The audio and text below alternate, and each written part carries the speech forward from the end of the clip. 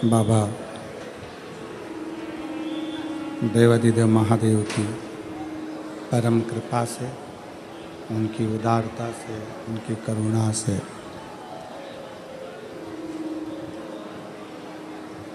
आप और हम सभी को भगवान शिव की ये पुनीत पावन पवित्र शिव महापुराण की कथा श्रवण करने का सौभाग्य प्राप्त हुआ है। कथा के मंडप में विराजमान सभी संत, साधु, तपस्वी, कीर्तनकार एवं कथाकार सभी को नमन करते हुए कथा मंडप में ही विराजमान सभी शिव भक्तों को प्रणाम करते हुए ये पवित्र पावन शिव महापुराण की कथा भगवान शिव की कृपा से, उनकी उदारता से शाहदा महाराष्ट्र की यह पवित्र धरा पर जो चल रही है, आज कथा का विराम होने जा रहा है।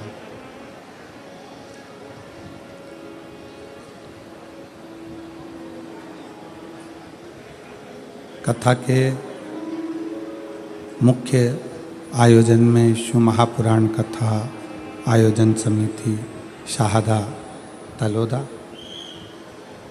मुख्य यजमान के रूप में विराजमान श्री विधायक श्री राजेश दादा पांडवी जी,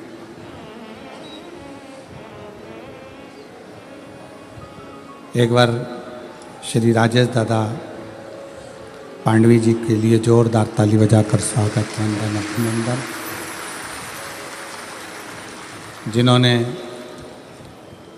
इस पवित्र पावन शिव महापुराण कथा का दिव्य और भव्य आयोजित किया। पांडवी जी, आपका पूरा क्षेत्र, आपने जो शिव भक्ति की लहर लेकर आए हैं, पूरा क्षेत्र आपसे बड़ा खुश है और बाबा की बड़ी करुणा आप पर बनी है जो ये पवित्र कथा आपके शाहदा क्षेत्र में आई है। उसके लिए साधुवाद है, आपको बहुत बहुत साधुवाद।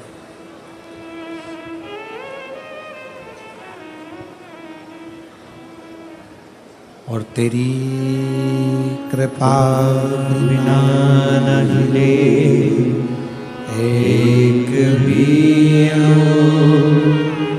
लेते हैं श्वास, तेरी कृपा से तनु तनु बखान क्या करूं मैं राखों के ढेर का, चपटी भभूत में खजाना कुबेर का, हे गंगाधार मुक्ति द्वार ओंकार तू भोले ओंकार तू, आयो शरण तिहारी शंभु तार तार तू।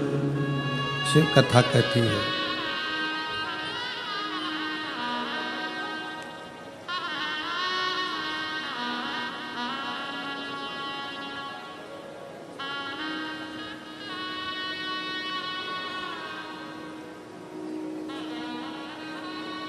भगवान शंकर में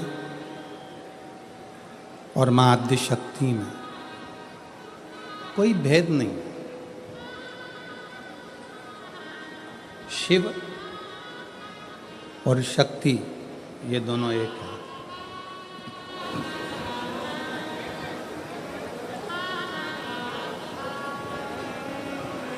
भृंगी ने भेद करा था शिव और शक्ति में। राजा चित्ररथ ने भेद करा था शिव और शक्ति में।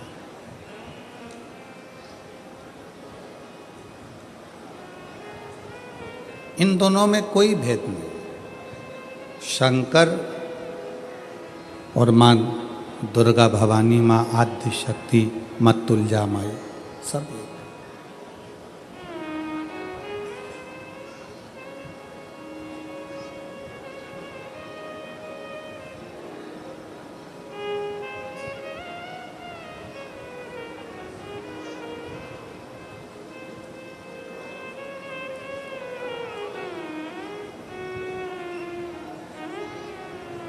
जब युद्ध के मैदान में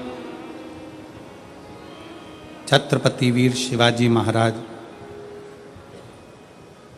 छत्रपति वीर संभाजी महाराज जिस समय पर युद्ध के मैदान में टूटते थे,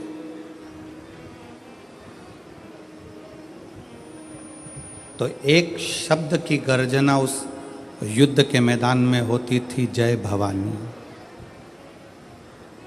कौन सी गर्जना होती थी? जम के बोलो जरा, जय भवानी। और ये शब्द उस युद्ध के मैदान में कोई देने वाला नहीं था। वीर छत्रपति संभाजी महाराज को, वीर छत्रपति शिवाजी महाराज को ये शब्द दिया था जीजाबाई।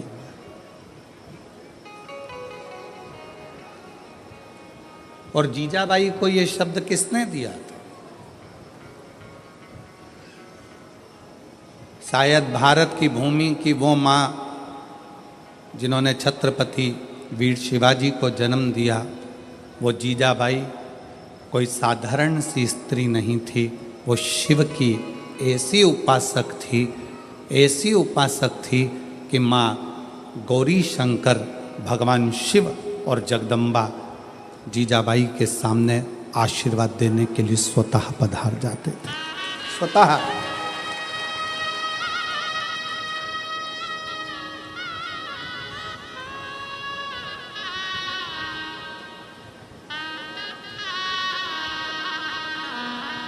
आज भी महाराष्ट्र के पवित्र भूमि पर, धरा पर सनातनी आवाज लगाता है तो जय भवानी, जय शिवा आवाज लगा। क्योंकि ये भवानी शब्द में, देवी शब्द में, जगतजननी शब्द में शक्ति का प्रतिबिंब है, उस शक्ति में शिव का प्रतिबिंब है।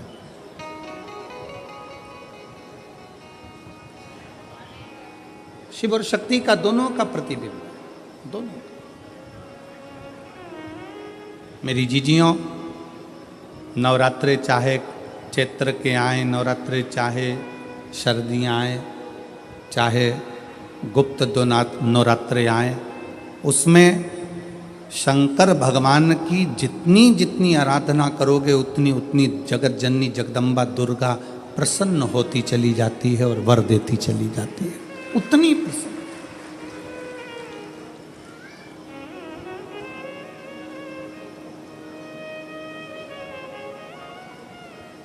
कई लोगों को हमारी बात में, कई लोग कहेंगे गुरुजी हमने निमंत्रण दिया, आप हमारे मंदिर नहीं आए, कोई कहेगा आप हमारे यहाँ नहीं आए, कोई कहेगा आप हमारे मंदिर नहीं पहुँचे, कोई कहेगा आप हमारे यहाँ नहीं आए। हम हाथ जोड़ के क्षमा चाहते हैं कि नवरात्रे चल रही थी और इस नवरात्रे में हमारी शंकर का अनुष्ठान बहुत ज़रूरी है, क्योंकि उस अनुष्ठान का फल केवल हम अकेले को नहीं मिलता। उस अनुष्ठान का फल इस व्यासपीठ से जिनकी गोद खाली है और जिनकी जेब खाली है उन सबको प्राप्त होता है। एक संत, एक साधु, एक तपस्वी, एक साधक, एक उपासक, एक गुरु कोई भी पूजन करता है, कोई भी अनुष्ठान करता है, कोई भी पाठ करता है, केवल उसके लिए नहीं होता। उसको जितने लोग फॉलो करते हैं, जितने लोग उसको सुनते हैं, जितने लोग उसको समझते हैं, जितने लोगों का उस पर दृष्टि पड़ती है, वो सारा पुण्य उन जीवों को प्राप्त होते चले जाते, उन जीवों।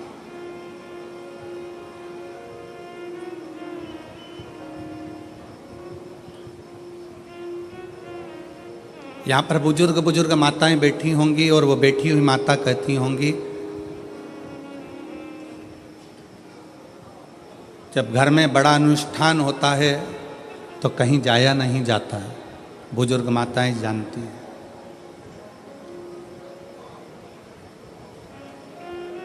और प्रत्येक नवरात्रे में शिव और शक्ति में कोई भेद नहीं है, दोनों एक है, दोनों में कोई भेद।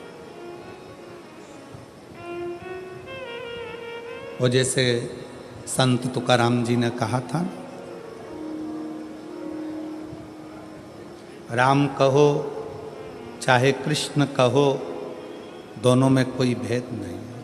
इसलिए उन्होंने एक शब्द दिया कि राम कृष्ण हरि जय, राम कृष्ण हरि, राम कृष्ण हरि जय, राम कृष्ण हरि, राम कृष्ण हरि जय, राम कृष्ण हरि, राम कृष्ण हरि जय, राम कृष्ण हरि, राम कृष्ण हरि जय, राम कृष्ण हरि, राम कृष्ण हरि जय, राम कृष्ण।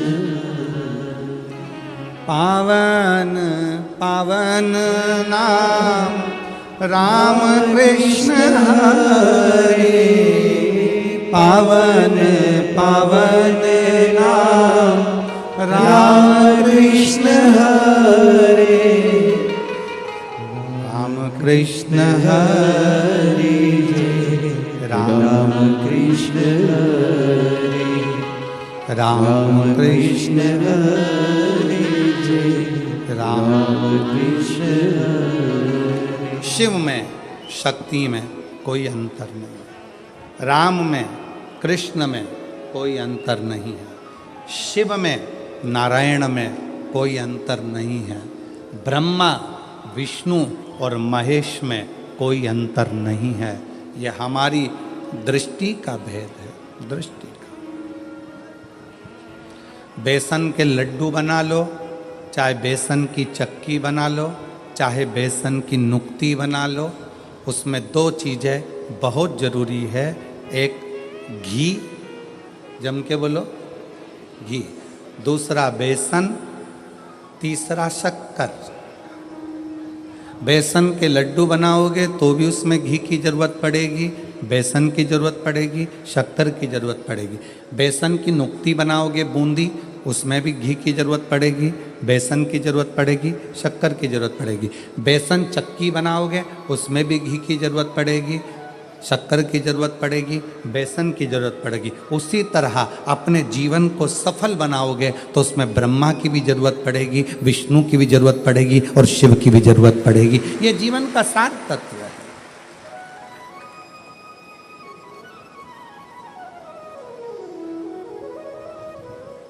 दुनिया कितनी भी भेद कर दे, कोई कहे हम राम वाले हैं, कोई कहे हम कृष्ण वाले हैं, कोई कहे हम नारायण वाले हैं, कोई कहे हम इस वाले हैं, कोई कहे हम उस वाले हैं,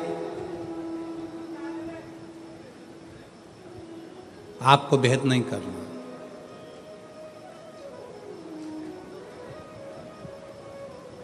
जो पांडुरंगा विट्ठल को भी नमन कर रहे हैं वो शंकर को ही नमन कर रहे हैं। जो शंकर को नमन कर रहे हैं वो पांडुरंगा विट्ठल को नमन कर रहे हैं। दोनों में कोई भेद नहीं।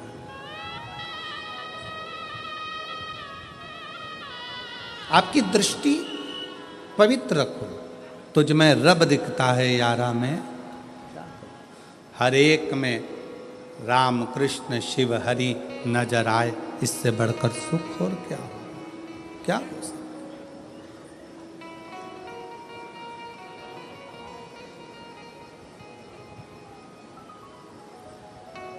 उसकी दृष्टि, उसको पहचानना, उसको जानना बहुत सा। एक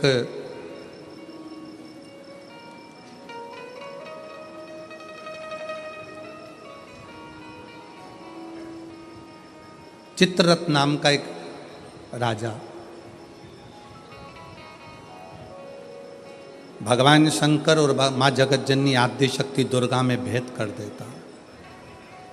शिव महापुराण का ये पवित्र चरित्र कहता है, शिव महापुराण की कथा कहती है। आप जब गीता प्रेस गोरखपुर की शिव पुराण अपने घर में लाकर अगर पढ़ेंगे तो उसमें आपको राजा चित्ररथ का चरित्र मिलेगा।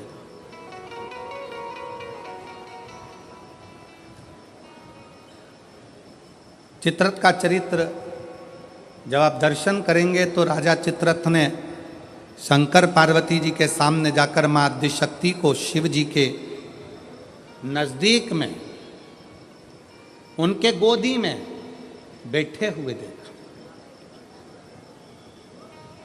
गोदी में। भारत की भूमि पर ऐसे कई मंदिर हैं जिन मंदिर में शंकर जी की गोदी में पार्वती जी को बैठा हुआ दिखाया गया।